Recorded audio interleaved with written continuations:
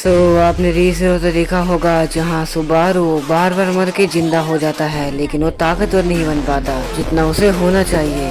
पर क्या हो अगर ऐसी चीजें एक सोल्जर के साथ हो जिसकी एम्बिशंस और डेस्परेशन सुबारू से भी ज्यादा हो, तो क्या वो ताकतवर बन पाएगा? तो कहानी की शुरुआत में हमें दिखाया जाता है एक कैंप जहाँ पे कुछ सोल्जर्स या फिर कहूँ मर्सनरीज आराम कर रहे होते हैं, और यहाँ हमारा मेन कैरेक्टर घोड़े बेच के सो रहा होता है। हाँ, ये मेरे जूते के अंदर कुछ है क्या? ओ भाई साहब, ये तो कीड़ा है। चुप हो जाओ यार। और अब हमें यहाँ पर अपने मेन कैरेक्टर का नाम भी रिवील होता है, जिसका नाम होता है एनक्रेड। और हमारे एनक्रेड ने यहाँ पे काफी ज्यादा परेशानियां उठाई हैं अपनी जिंदगी में, जिसके बाद जाकर ये एक स्क्वाड का लीडर बना है। इसके अगले पैनल में हमें दिखाया जाता है कि युद्ध का सीन, जहाँ पर हमारे सोल्जर्स तैयार होते हैं दुश्मन सेना से लड़ने के लिए। और हमारा स्क्वाड लीडर एनक्रेड यहाँ पे बता रहा होता है कि उसने एंडलेस ट्रेनिंग की है, मतलब अनगिनत बार ट्रेनिंग की है, जिसके बाद जाकर वो यहाँ पे खड़ा होने के लायक है। इससे एक बात तो साफ पता चलती है कि हमारा हीरो मेहनती काफ़ी ज़्यादा है, और मेहनती होना भी अच्छी बात होती है।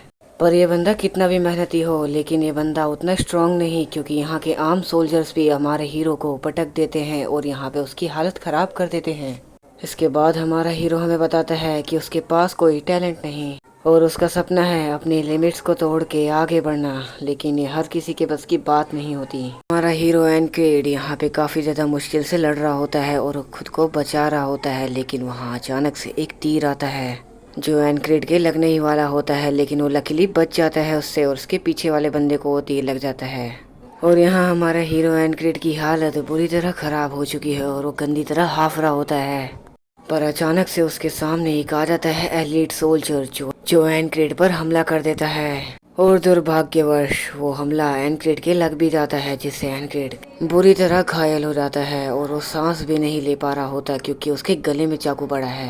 एनक्रेड को ऐसा लग रहा होता है कि उसका अंत करीब है और वो अब ज़्यादा देर नहीं टिक पाएगा। उसके पैर जवाब दे जाते हैं और वो घुटनों पर आ जाता है, और अब आखिरकार वो मर ही जाता है। और यहाँ मरने के बाद एनक्रेड अपने मन में बोल रहा होता है, मेरा अंत ऐसे लिखा हुआ है, इतना लाचारी भरा, इतना दर्दनाक, मैं मरना नहीं चाहता।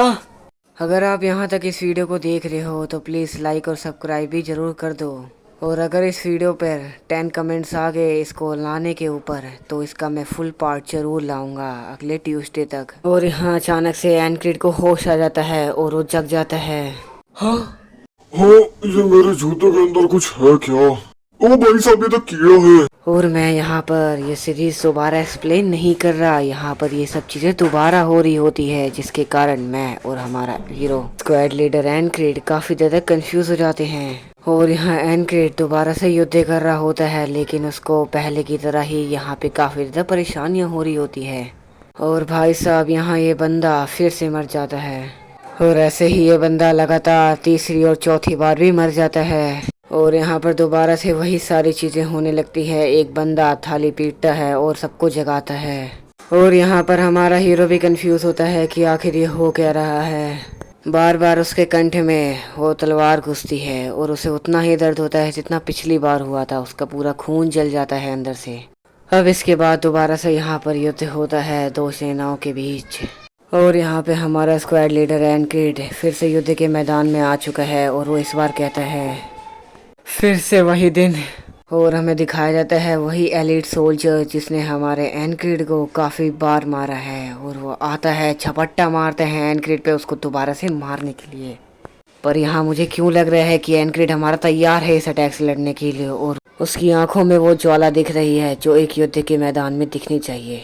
मैंने इसका अभी एक चैप्टर भी नहीं करा, ये चैप्टर 0 है। अगर आपको इसका फुल चैप्टर चाहिए तो कमेंट करिए।